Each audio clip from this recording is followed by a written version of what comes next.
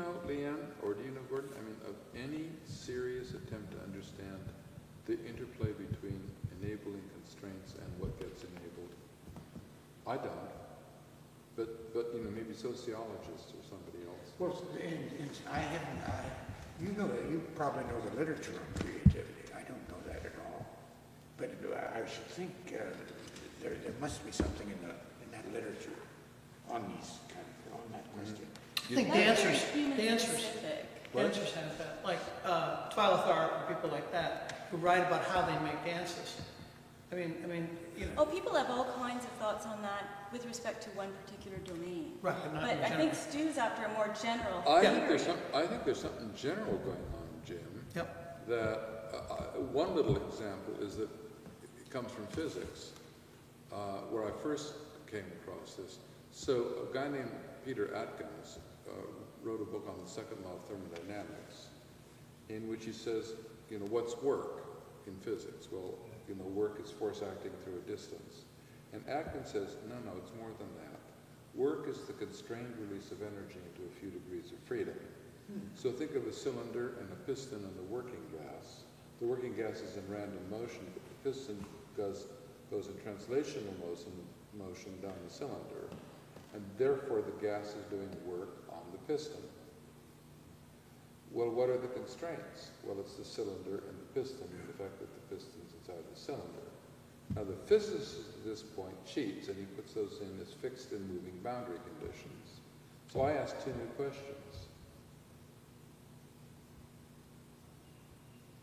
What are the constraints? It's the cylinder and the piston. Where did they come from? In the real world, it took work to make the cylinder and the piston.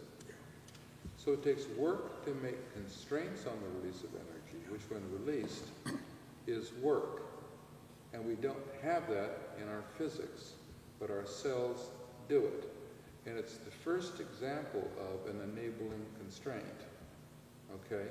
The constraint of the cylinder and the piston enables the work, which is the working gas shoving the cylinder, the piston down the cylinder.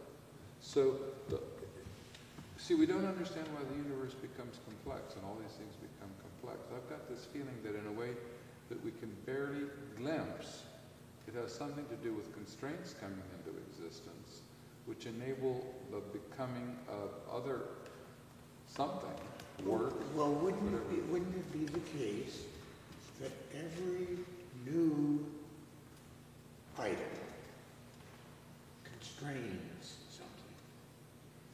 Might be.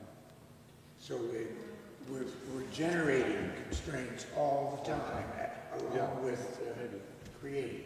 Maybe. Well, and you know, we experience it in the following way. I'm just trying to write poetry again, and Nancy's helping me.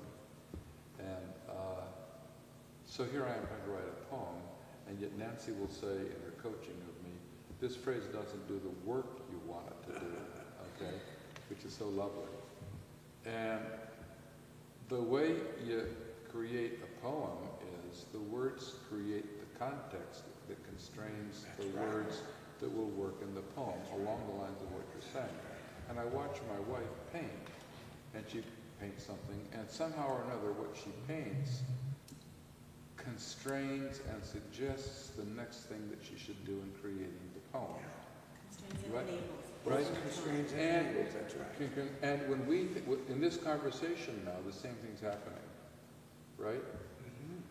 And we don't have a way of talking about this yet. We're living it, but we don't have a way of talking about it. We certainly don't have a theory for it. I have no idea what the mathematics for it would be to make this point. Screws grow with screwdrivers. Can you imagine a mathematics that has as a theorem that screws and screwdrivers go together? I can't imagine a mathematics that does that. Yet the world becomes that way. It doesn't seem mathematizable. There's all of these very strange things that aren't in our science. Some of them are in our art, okay, or in our dance. The notion of potentiality